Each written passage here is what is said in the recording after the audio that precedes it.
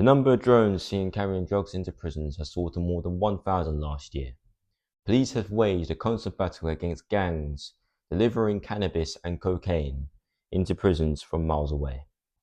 Drone operators that break the rules could face up to £2,500, while those found smuggling incident items will face up to 10 years in prison. I am now going to go over to Simon Fury and Isaac Davies to talk more about why drugs are being carried into prisons.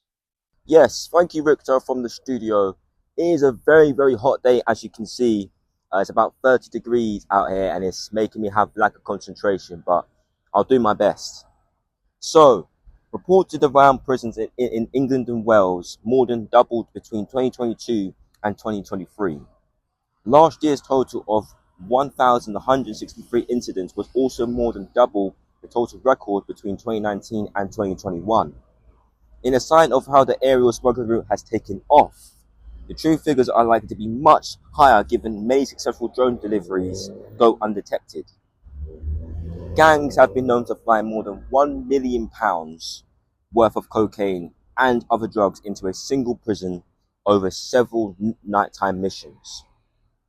Also, the governor of HMP Manchester, Robert Knight, said the 150-year-old prison needed the help to tackle the massive problem of drugs being flown in. Speaking after inspectors raised the alarm about catastrophic levels of drugs abuse in the HMP Manchester, corrupt officers were also smuggling contraband into the Victorian prison, but that the biggest threat was just from drones. Okay, some prisoners have been known to use kettle filaments to burn holes in windows, so aerial deliveries can be flown straight to their cells.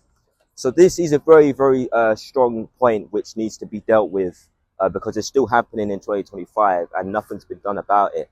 So the only thing which we know so far is that they are trying to tackle the situation, okay, but obviously there are still gangs which are all around the UK and maybe to Scotland as well, which are just have a numerous amounts of drugs just lying around, and the police and the special departments which are meant to deal with the situation haven't really done much to look in other places which is out of their sight of view. So what needs to be done is they need to do a special look around to find these places which are hidden, so then they can get to the bottom of this.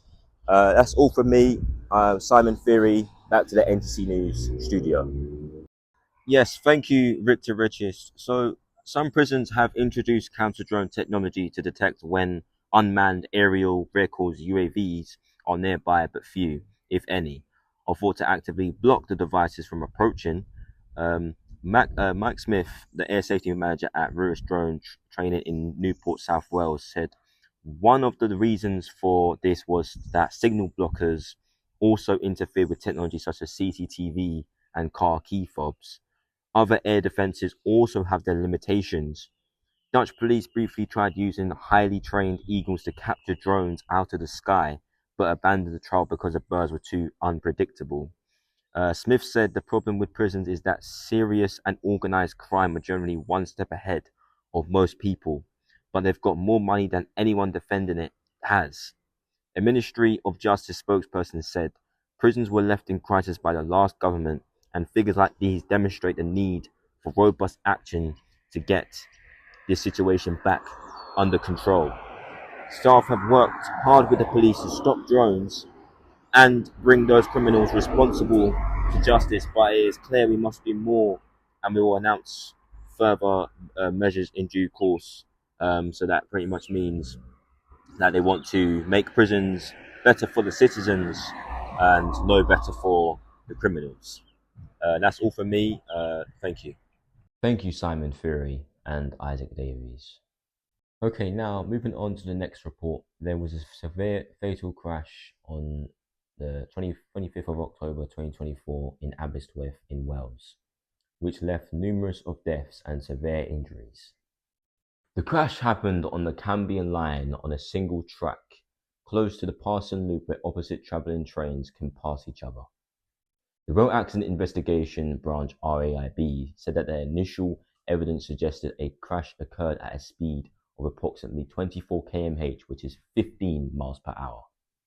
It said it has deployed a team of inspectors on the site and on initial inspection found evidence that the wheel-to-rail adhesion was relatively low, suggesting the train may have entered into wheel slide when braking.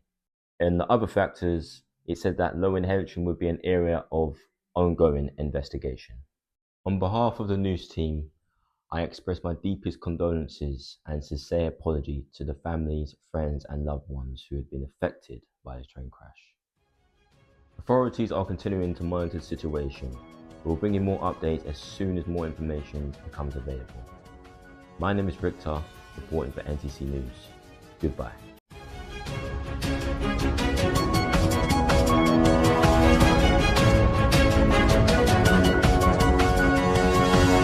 Thank you.